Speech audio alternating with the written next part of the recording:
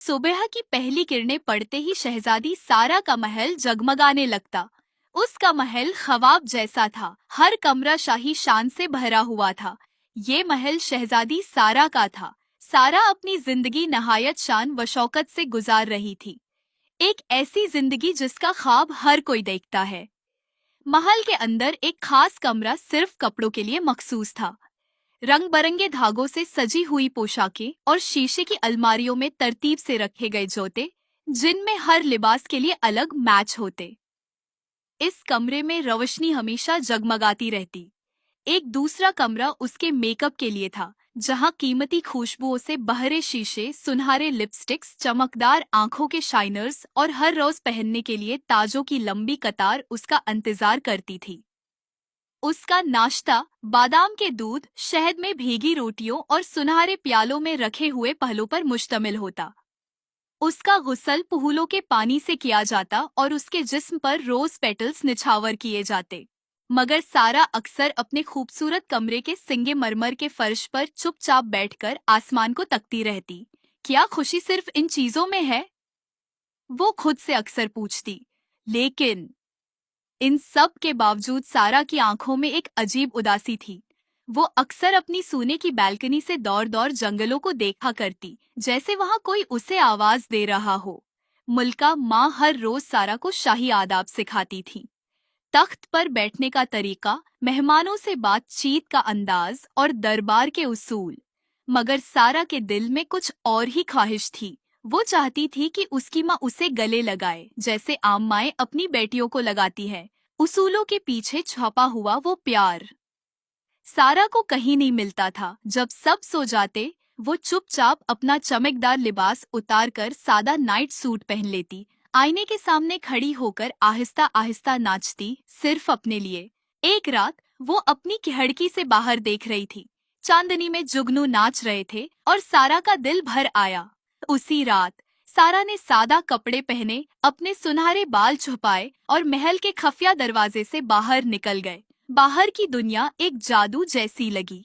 बाजार की रौनकें, बच्चों की हंसी और एक बूढ़ी औरत की कहानियां। पहली बार सारा ने महसूस किया कि वो जी रही है।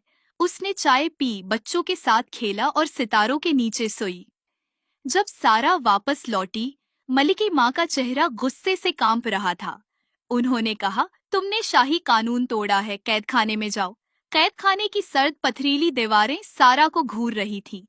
तभी चांदनी दीवार पर पड़ी और कुछ चमकने लगा।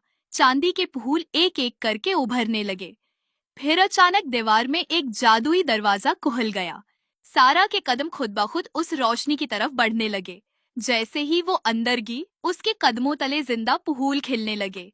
हवा में सितारों जैसे जर्रे तैर रहे थे। मगर जैसे जैसे वो आगे बढ़ी, मनाजिर बदल गए। दरख्त मुरझा गए, फूल झड़ गए।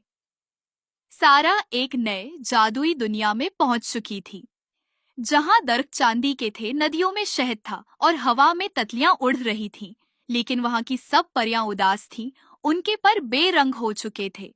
एक जख्मी परी ने बताया, काली परी ने हमारा जादू चुरा लिया है। वो नफरत की ताकत से हमारी रोशनी छीन रही है। सारा ने फैसला किया कि वो परियों की मदद करेगी। वो अंधेरे किले की तरफ निकली। रास्ते में हवा जहरीली थी, जमीन पर कांटे थे। आखिरकार वो पहुंची। काली परी एक तारीक तख्त पर बैठी थी। उसके चेहरे पर नफरत के सालों के निशान थे। उसके हाथ में एक जादुई कुफल था, जिसमें परियों की ताकत कैद थी। काली परी बोली, मोहब्बत कमजोरी है। मैंने सब कुछ नफरत से हासिल किया। सारा ने नरमी से कहा, तुम्हारे दिल में भी कभी मोहब्बत थी, मैं उसे वापस लाऊंगी। सारा ने एक लम्हे को आंखें बंद की, लेकिन फिर वो आगे बढ़ी और उसे गले लगा लिया। अचानक आसमान ठहर गया। अंधेरी परी की आंखों से आंसू निकले। तुम्हें मुझसे नफरत नहीं, सारा ने कहा। तुम अकेली नहीं हो, तुम भी परी हो, तुम भी रोशनी का हिस्सा हो। उसी लम्हे आसमान से रोशनी की बारिश होने लगी। सब परियों के पर जगमगा उठे, खुशियों की लहर दौड़ गए। काली परी बदल चुकी थी। वो सारा के कदमों में बैठ गई। शहजादी, तुमने मेरी जिंदगी बदल दी। सारा ने मुस्करा कर कहा, नहीं, तुमने खुद को बदला है। मैंने सिर्फ तुम्हें याद दिलाया कि तुम कौन हो। तुम्हें सजा नहीं, सिर्फ मोहब्बत की जरूरत थी। सारा ने कहा, अब मुझे वापस जाना है, मेरी दुनिया मेरा इंतजार कर रही है। परियों ने एक शफाफ शीशे का रास्ता बनाया जो एक जगमगाते महल की तरफ जाता था। महल के दरवाजे खुले तो सब परियां सारा के साथ थी। उन्होंने मलका के सामने झुक कर कि ये शहजादी सिर्फ आपकी वारिस नहीं बल्कि हमारी दुनिया की रोशनी भी बन गई है।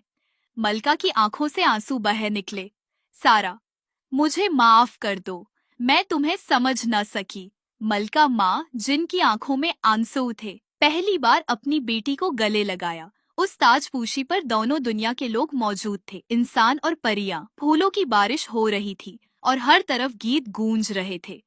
परियों ने 2 ताज पेश किए, सोने का इंसानी ताज और चांदी का जादुई ताज जिसमें जिंदा फूल खिलते थे। अब सारा दोनों दुनिया की मलका थी। इंसानी दुनिया में वो इंसाफ की अलामत थी और परियों की दुनिया में वो जादू की मुहाफिज थी।